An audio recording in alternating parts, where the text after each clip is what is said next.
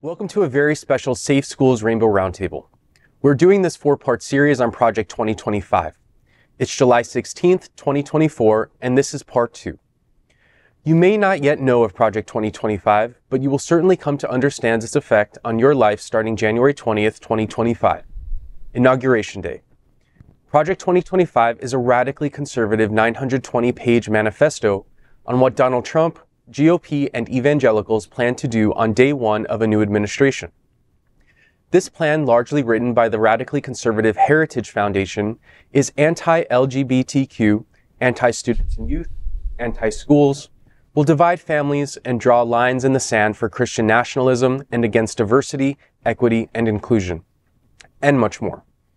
Our four-part series will explore Project 2025. This is Safe Schools and the Rainbow Roundtable.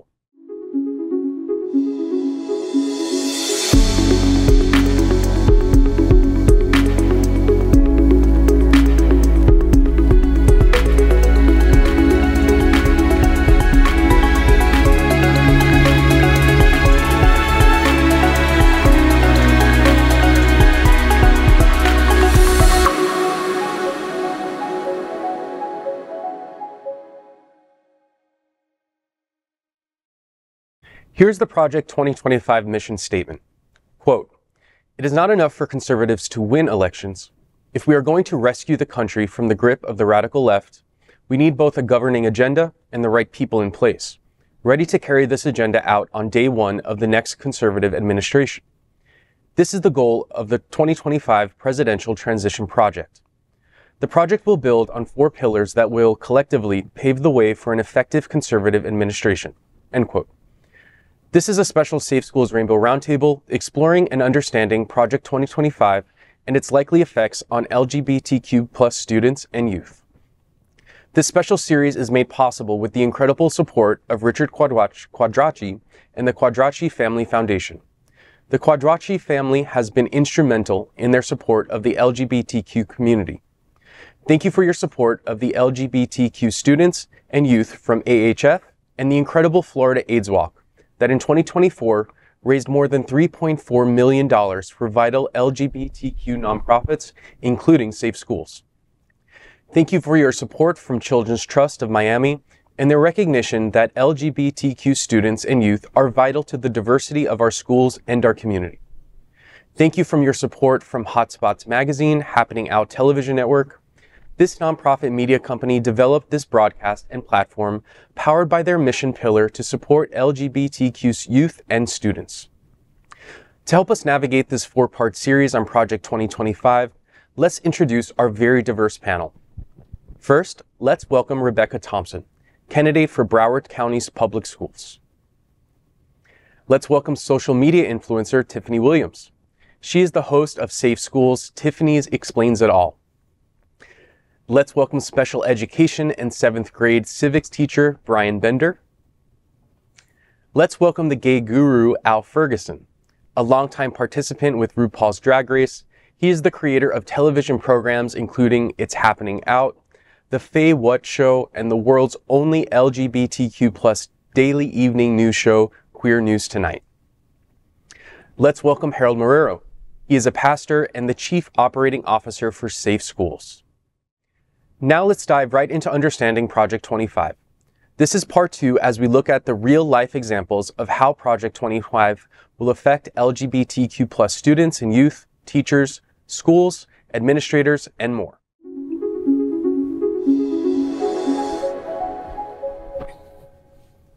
In this segment, we'll explore fictional scenarios to illustrate how the proposed policies in Project 2025 could impact the daily lives of queer Americans if enacted. Through these stories, we'll see how life might change over the next 4 years and how the mental health effects of these actions could impact generations to come. Let's imagine Sarah, a young professional living in a vibrant city. Sarah is openly lesbian and has always felt secure in her job due to protections against discrimination. However, with the rescinding of regulations that prohibit discrimination based on sexual orientation, Sarah finds herself in a precarious situation. Sarah's landlord informs her that her lease will not be renewed, citing personal discomfort with her lifestyle.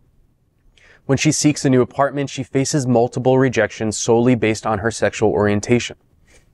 At work, Sarah's supervisor starts making derogatory comments, and despite reporting into HR, no action is taken because the company no longer fears legal repercussions. Imagine living in fear of losing your home and job simply because of who you are. This scenario highlights the vulnerability queer individuals could face without legal protections. Next, let's consider Alex, a transgender teacher in high school. Alex has been openly transitioning with the support of a few understanding teachers and friends. Under the new interpretation of sex discrimination laws, Alex's school no longer recognizes his gender identity. He is forced to use the facilities that align with his assigned sex at birth, leading to daily harassment and bullying. The school's refusal to acknowledge his identity also means he cannot participate in sports teams that match his gender identity, isolating him further from his peers. Alex's experience shows how denying recognition and protection to transgender individuals can lead to systemic erasure and increased social stigma, profoundly affecting their mental health and well-being. Consider Emma, a middle school student who is beginning to understand her sexual orientation. She's curious and looking for information, but finds that her school's curriculum has shifted to abstinence-only education, with no mention of queer topics. Emma feels isolated and confused. Without access to comprehensive sex education, she turns to unreliable online sources, leading to misinformation and increased anxiety. Her school's refusal to discuss LGBTQ+ issues means she has no supportive adult to turn to, exacerbating her feelings of loneliness and fear. Emma's story emphasizes the importance of inclusive education in providing LGBTQ+ youth with accurate information and a supportive environment to explore their identities. Let's also look at Josh, a high school student whose parents have strong conservative beliefs. Josh is gay but has not come out to his family, fearing their rejection. Under new parental rights policies, Josh's parents demand the school remove any queer content from the curriculum and prohibit teachers from discussing these topics. Josh's school complies, leaving him without access to affirming resources and support. When Josh confides in a trusted teacher, the teacher is legally required to inform his parents, leading to a hostile and unsafe home environment. Josh's situation demonstrates how overreach in parental rights can deny queer youth the support they need, potentially putting them at risk in unsupportive home environments. These fictional scenarios really highlight the potential real-world impacts of Project 2025's proposed policies. So panelists, how do you think these scenarios reflect the broader societal impacts of rescinding anti-discrimination protections? And what can we do as a community to support those most affected and advocate effectively to prevent policies from being implemented? I'm going to just hop onto that really quickly. Besides being an influencer, I'm also the director of outreach for Safe Schools South Florida. And the description of my job, I go and talk to kids. I talk to teens. I talk to a lot of children from different ranges. And one of the things that was, I thought, interesting when you were talking about the segment and like the examples, all I kept thinking to myself is, our kids are already facing this. This is not an example. It's a reality. It's currently happening. The only difference is in the examples is that now it will start affecting the adults, because that's when it kind of becomes more serious. And I've noticed that especially in a lot of queer youth spaces where I've had queer youth being like, I want to have spaces where I can be seen, where I can talk to other kids that are like me or part of the same alphabet, you know? And the thing is that I hear a lot of sympathy from adults around them. They're like, oh, you know, I want to support them. I'm like, but how are you supporting them? Like, oh, well, I don't want to cause trouble. I'm like, your child faces, you know, discrimination every single day. And it breaks my heart because we've been doing a lot of workshops recently over the summertime. And a lot of these kids, oh wait, hold on, I'm sorry, I'm getting emotional. A lot of these kids are really seeking community. They want friends. They want to build something together with other people. And I'm starting to see them now become into who they are and being able to tell me what their preferred pronouns are, what their preferred name is. And it's so beautiful to me to see them be who they are and not, you know, I'm not questioning them. I'm giving them space to be as creative as they want or as loud as they want and take up space. And this project is just going to not just minimize like everyone else that's part of minority groups, because it's not just the LGBTQ plus that it's going to be affected. It's going to be everyone else. And it's just very frustrating because a lot of these kids complain. And I just feel like a lot of adults don't hear it until the problem comes to their front door. And then all of a sudden, oh, we need to take arms. Now we need to worry about this. It's like, you should have been worried about this. This is happening. This is currently what they're going through. How are we going to do something about it and not be afraid to rock the boat and be able to stand up, because those kids are going to turn into adults. So the only way to teach them the right way to kind of go about things is the current adults that are surrounding them. Yeah. You know, Tiffany, I just want to say first, I love that you get emotional on the idea of what you're doing for students and youth. I think that is beautiful. You know, there's this old anecdote, again, the baby boomer sitting at the table. There's this old anecdote among retirees. We don't care about the schools. We don't have any skin in the game, and so the quality of the school experience is irrelevant to us. And there is some truth to that, in that seniors, of which, by the way, that's baby boomers, don't care about youth in the same way that other segments, generations of our society do. And I think that there is some reference to that in LGBT.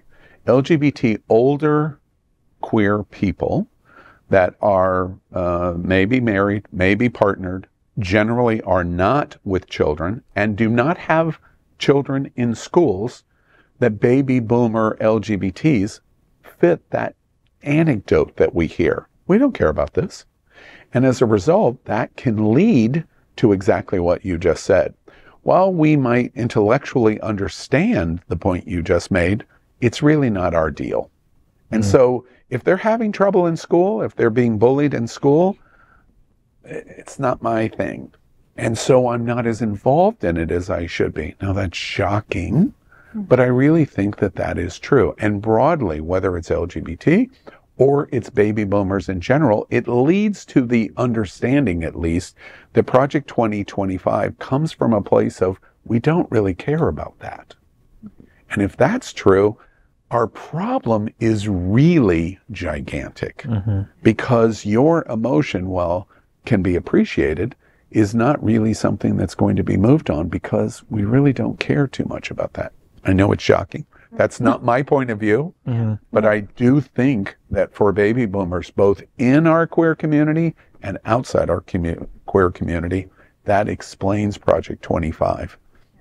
Well, I think most of the examples are actually true. So I was a school social worker when the parental rights bill got enacted, and the district really didn't give us any guidance. Teachers probably as well didn't get any guidance of like what that actually means. And in the social workers code of ethics, like we are not supposed to tell people, like what people entrust with us unless it's child abuse, elder abuse, suicide.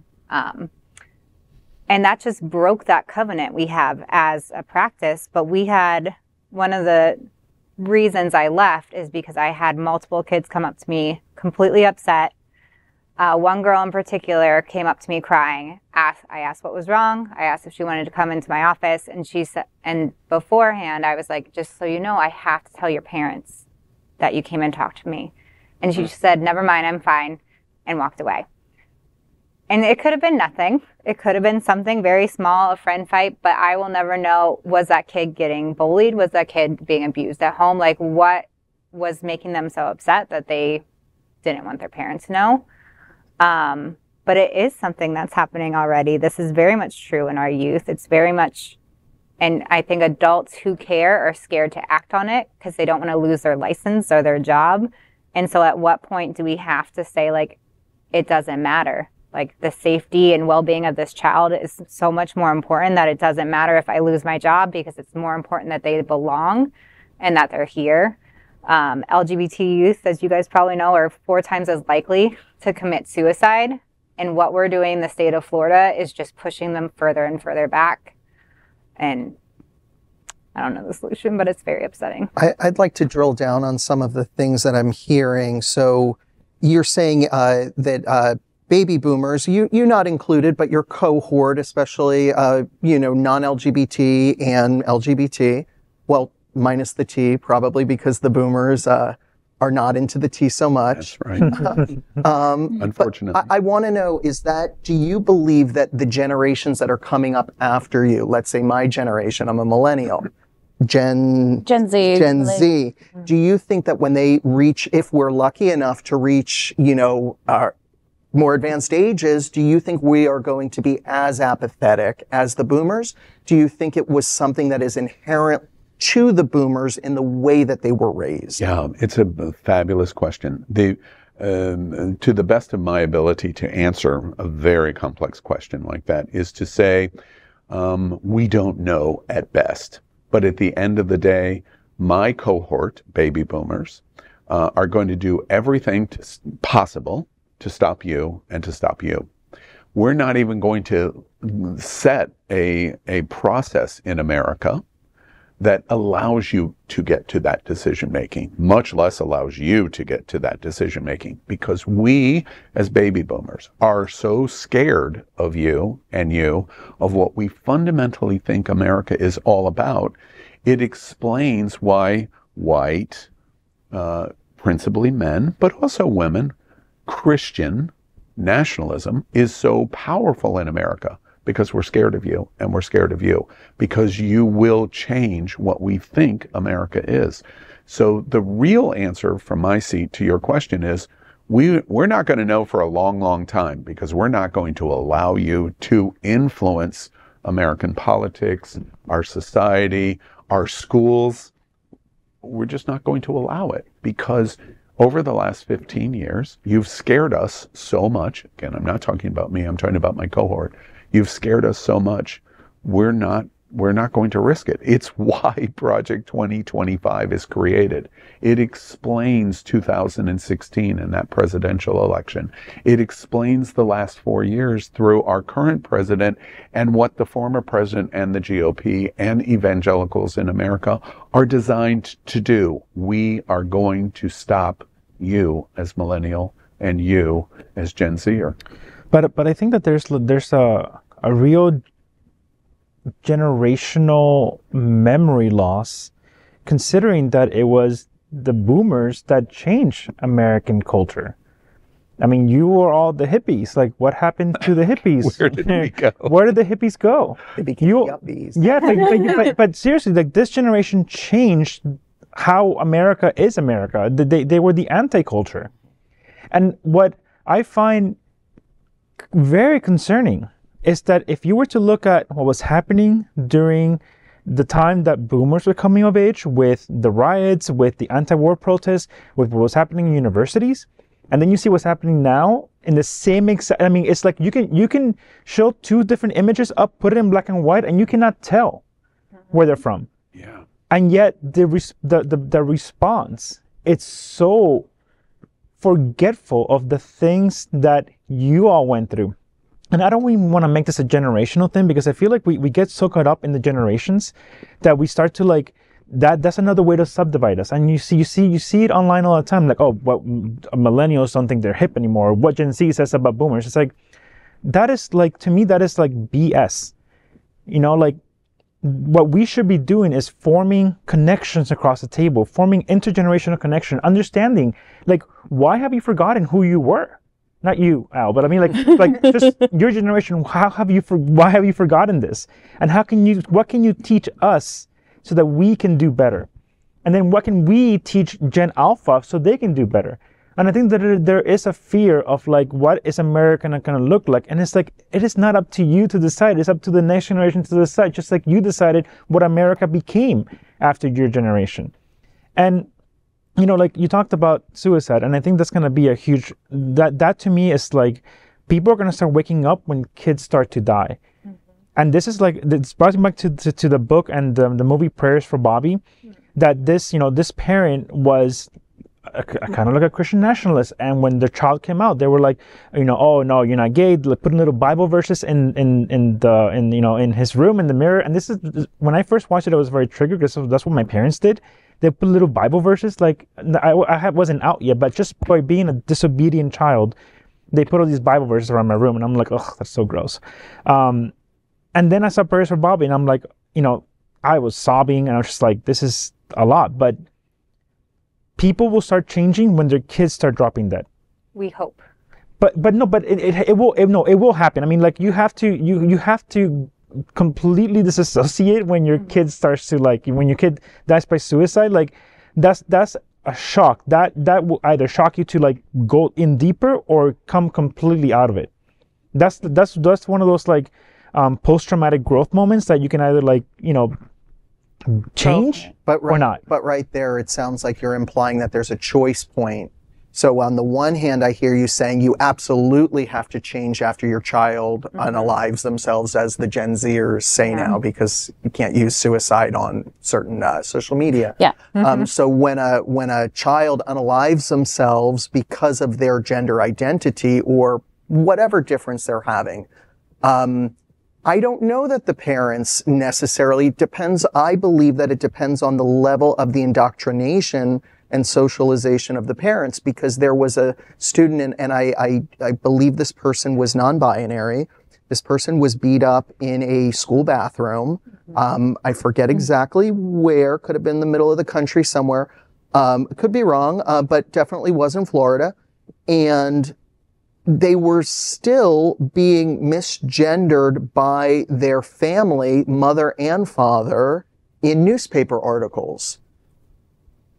I don't know that is, I believe that there was a choice point there. You know, this person unalived themselves after they were beat up, felt that they were not receiving the proper support at school, proper support at home, and then to be misgendered by your family members, you know, as they're speaking about your life and no longer having one.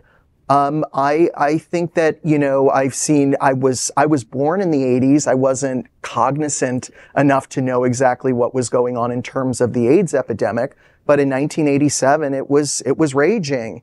And I've seen a lot of documentary films. I've seen a lot of movies, dramatic depictions of that time.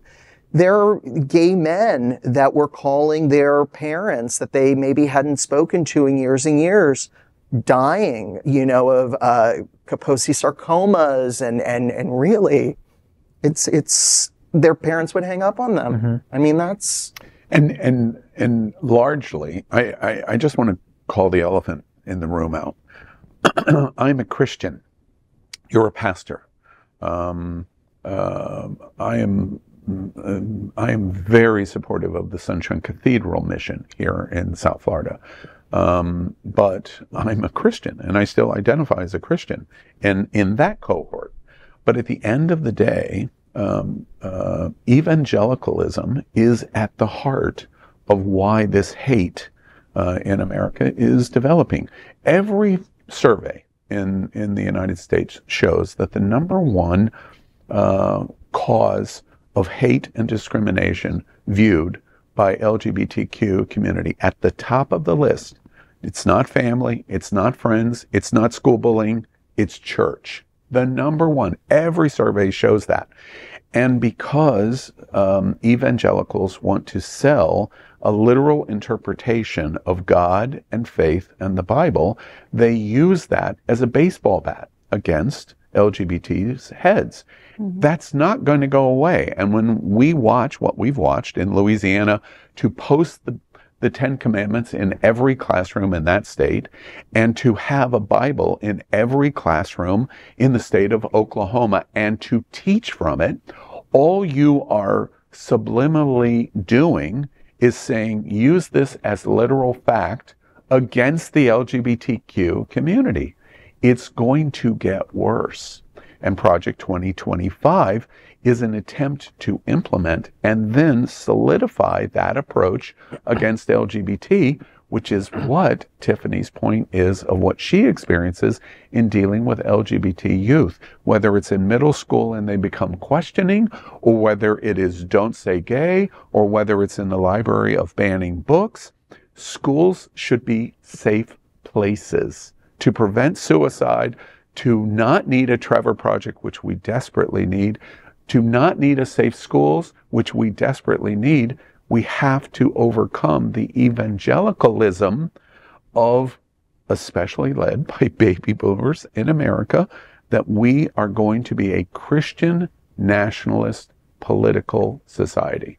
And if that happens, which is what Project 2025 is designed to do, among the top of the list of where we're going to change America is against the LGBTQ community.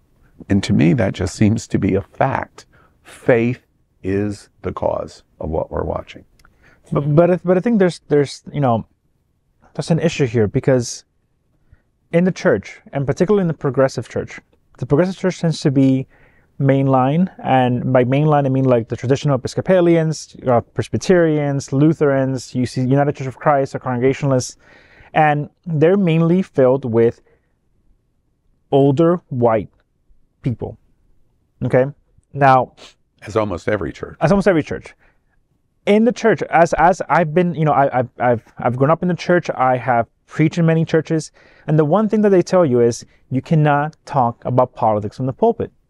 But it's not just talking about politics from the pulpit. It's you can't even mention acts that are happening. You can't take a prophetic mantle and say you shouldn't put kids in cages, because that's talking about politics. And I had this experience one that I was, I was really grossed out by kids dying in these cages that were crossing the border, and children were dying around Christmas. And I did a sermon that said, like what the kids are dying in these cages, they're like Christ dying in these cages. And someone came up to me after the sermon and said, I really don't like the fact that you mentioned, a Republican person. And I'm like, I never said blue, red, purple, gray, whatever. I mentioned an act. And the fact that you felt attacked, that's more on you.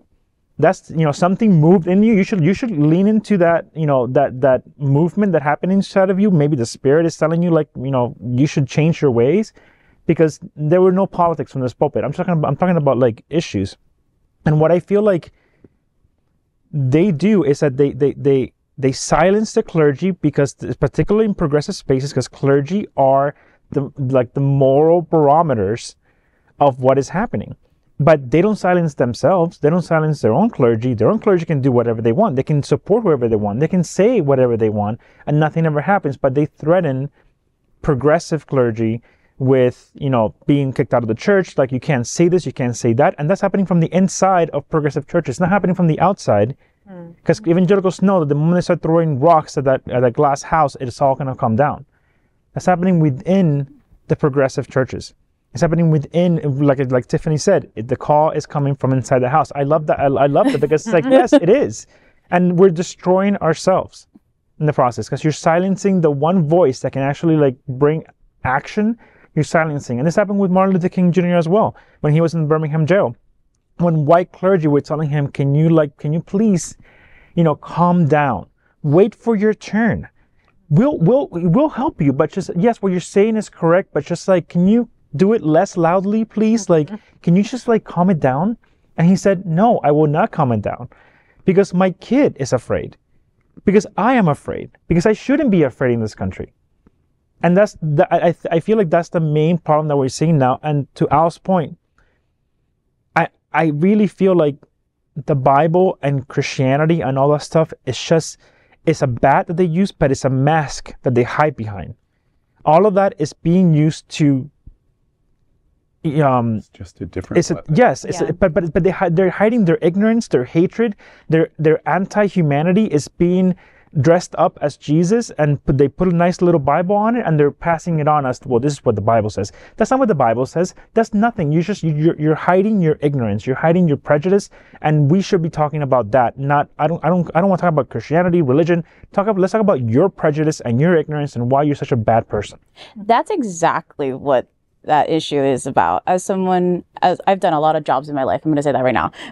So I worked for a church for almost like 8.5 years, and it was so fascinating because I worked in a Christian church, and even growing up as Catholic, I found it so fascinating that people needed like the 10 Commandments. They needed something to hold them accountable. Like, oh, if I follow these rules, that means I'm a good person. Instead of questioning, am I really truly being a good person? And the reality is I get into these arguments a lot with not just like people out on the street, but also with family, because they are also very conservative. And I get it all the time, specifically with my mother. And I'm like, I have nothing against you being conservative.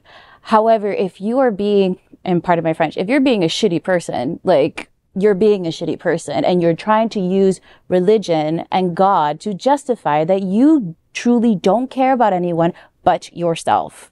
And the whole point that people like to bring up, well, because Jesus this, and I'm like, hello, Jesus went and flipped tables when shit wasn't going correct. Like, he did not just sit there and just take it and just idolize and let the people in power do whatever the hell they wanted to do. He was with the outcasts, the rejected people. He helped those who were disabled. So if you're someone who identifies in that religion, I have nothing against that. But when you're being absolutely horrid to people that are not like you, that are from different minorities, and then you're going to put and slap God and the Bible and the cross on that, and I'm like, you're a freaking hypocrite. You're full of smoke and like hot air. Like, and you know who the people are that meet the definition that you just said is the Heritage Foundation and Project 2025. Because if you want to piss somebody off at the Heritage Foundation, you talk about the Bible and you put right in front of them, okay, let's talk about Leviticus. And here's the sentence in Leviticus written by God only knows who, 700 years ago, and it's been rewritten and rewritten and rewritten. But at the same time, let's talk about it being okay to have 20 wives. Let's talk about it's okay to stone your wife because she does this. If she wears this cloth, she can be put to death. Let's talk about all of these examples where you pull that exact same sentence out and go, but do you agree with this? And do you agree with this? And it pisses people off at the Heritage Foundation because how dare you question the Word of God? But it's already written there. It's written. But it's funny because like at the training that I met Brian at, the whole Sodom and Gomorrah came up, and I always laugh at Sodom and Gomorrah because they use it to like condemn gay people, like, oh, the people in Sodom and Gomorrah wanted to have sex with the God's messengers. But it's like, I love how the people that want to protect children are the ones that completely ignore the fact that Lot was about to give his 2 virgin daughters to the people outside for them to rape and have sex with and kill, most probably, because in another part of the Bible they actually do take the young woman and they kill her. So it's this kind of almost like inability to see beyond the agenda that you're trying to push, where you are unable to see that story is not about homosexuality. It's not about anything except for like these people wanted to rape people, and raping people is not okay because that is inhospitable. And they just like, they ignore the fact that Lot was, they think Lot is such a good person. He saved the angels. No, he's not a good person. He was supposed to give his 2 daughters away to get raped. Brian, last point. Yeah, I think I actually think that religion is a vehicle that people use. It's the perfect vehicle for justifying any and every hatred, prejudice, any way that you've been socialized. I feel that you could find a Bible verse, and I'm sure that there are websites where you could probably, a funny website where you could say, like, can you help me justify blah, blah, blah? And you can find it in the Bible where it can be justified. So I really think that it is up to the people of good conscience It is up to the people of goodwill and up to the people that want to make a positive change for our students, for our people coming up, and for everybody to really educate themselves on the fact that to be a good person means developing a moral compass inside of oneself, not looking outside. And if you're going to look outside in terms of using the 10 Commandments, like you said, or using biblical scriptures, use it as an adjunct, not as the way that you focus your life and that is the absolute pillar for you. Because are you telling me that the reason I don't murder people, or the reason I don't rob a bank, or the reason I don't do a hit and run, or whatever it is because the Bible told me to do that? No, I don't do that because I have developed a moral compass inside of myself that tells me that that is not correct. So people that are saying the Bible and Christianity in particular is the thing that prevents me from being an awful person, is a very big red flag that tells me you're an awful person. Yep. I just want to end with that.